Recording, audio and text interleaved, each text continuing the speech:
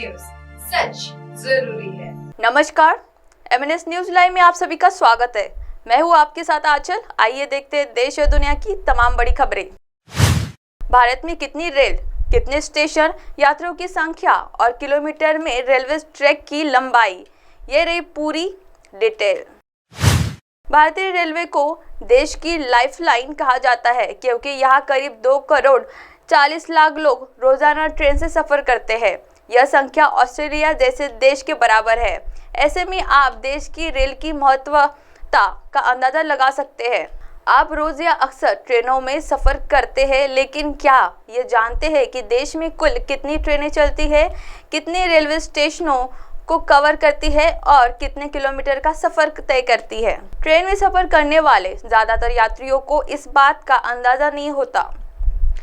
भारतीय रेल दुनिया का चौथा सबसे विशाल रेलवे नेटवर्क है और यात्री गाड़ी और अपनी स्टेशनों से जुड़ी कई खूबियों को लेकर अलग पहचान रखता है। कुल 22,593 ट्रेनों का संचालन कॉमर्स मिनिस्ट्री के truck India brand equity foundation के अनुसार भारत में हर दिन लगभग 22,593 ट्रेनों संचालित होती है। इनमें 13,452 यात्री ट्रेनें हैं जो करीब 7,335 स्टेशनों को कवर करती है। इन यात्री ट्रेनों से रोजाना 2.40 करोड़ यात्री सफर करते हैं। ट्रेनों की इस संख्या में मेल एक्सप्रेस और पैसेंजर सभी तहत ट्रेनें शामिल है। 9,141 गाड़ियों में माल ढुलाई है। इसके अलावा भारतीय रेलवे माल ढुलाई के लिए हर दिन 9,141 ट्रेनें चलाता है, जिसके जरिए देश के कोने कोने तक जरूरी सामानों की आपूर्ति की जाती है। रेलवे रोजाना लगभग 20.38 करोड़ टन माल ढोलता है। वही मालगाड़ी और यात्री रेलगाड़ियां मिलकर प्रतिदिन लगभग 67,368 किलोमीटर की दूरी तय करती है। अब आइए बढ़ते अगली खबर की ओर। पानी के बाद अब ऑक्सीजन की खोज। चांद पर चंद्रयान 3 की खोज आएगी पूरी इंसानियत के काम। भारत के चंद्रयान 3 को बड़ी सफलता मिली है और चांद पर गए रोवर प्रज्ञात ने बड़ी खोज की है। प्रज्ञात ने चांद के दक्षिण ध्रुव पर अपना ऑक्सीजन ढूंढ लिया है। इसरो ने बताया है कि प्रज्ञात अब दक्षिणी ध्रुव पर हाइड्रोजन की तलाश में है। चांद के साउथ पोल पर उतरने वाला हिंदुस्तान दुनिया का पहला देश बन गया था। इस ऐतिहासिक पल की दुनिया के वैज्ञानिक समाज ने खुशी मनाई, लेकिन अब चंद्रयान 3 जो खोज चांद पर कर रहा है, जो न सिर्फ भारत की बल्कि पूरे विश्व के काम आने वाले है।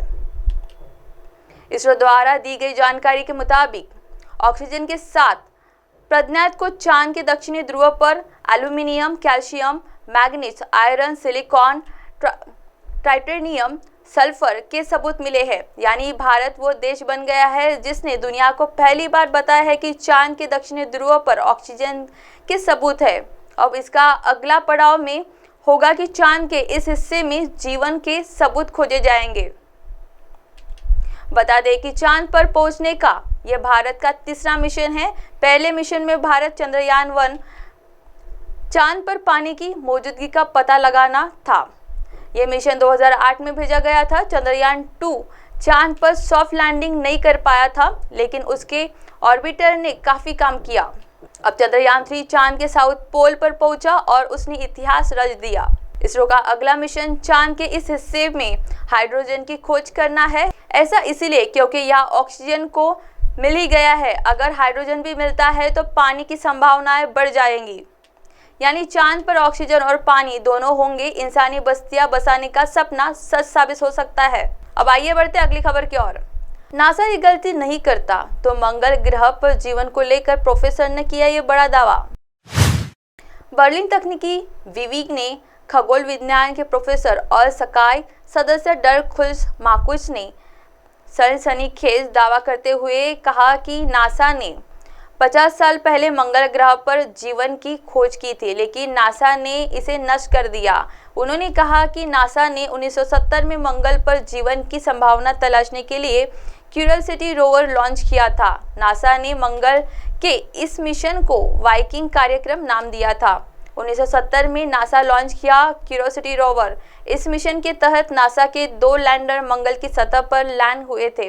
नासा के इस मिशन ने न केवल मंगल की सतह को दिखाया बल्कि पानी और जीवन की संभावना भी तलाशने के लिए मिट्टी का विश्लेषण भी किया था। मकुच के अनुसार मिशन के निष्कर्ष में यह सामने आया था कि मंगल पर पानी के प्रभाव से तैयार होने वाली कई भूरचनाएं मौजूद थी। इसके अलावा मंगल के ज्वालामुखी और उनकी ढलानें हवाई ज्वालामुखियों से मिलती जुलती है, जो बारिश के जोखिम का संकेत देती है। नासा की इस गलती से हो गया सब कुछ खत्म। इस मिशन का हिस्सा रहे एक वैज्ञानिक ने कॉलम में लिखा कि वह वाइकिंग लैंडर ने छोटी मात्रा में क्लोरीन युक्त कार्बनिक पदार्थों की पहचान की थी। मिशनों ने मंगल ग्रह पर क्लोरीन युक्त देशी कार्बनिक यौगिकों की उपस्थिति की पुष्टि की। उन्होंने कहा कि शुरुआती वाइकिंग प्रयोग में रूप में पानी में पोषण तत्व मिलाए गए और मंगल की मिट्टी में रेडियोधर्मी कार्बन डाला गया। वैज्ञानिक ने दावा किया कि यदि मंगल ग्रह पर सूक्ष्म जीव होते तो वे पोषक तत्वों का उपयोग रेडियोधर्मी कार्बन को गैस के रूप में छोड़ते।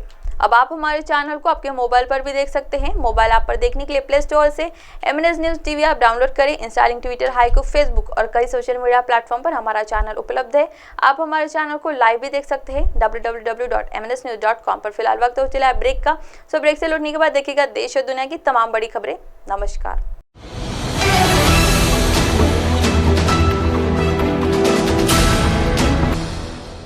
ये है MNS न्यूज नेटवर्क और आप देख रहे हैं MNS न्यूज।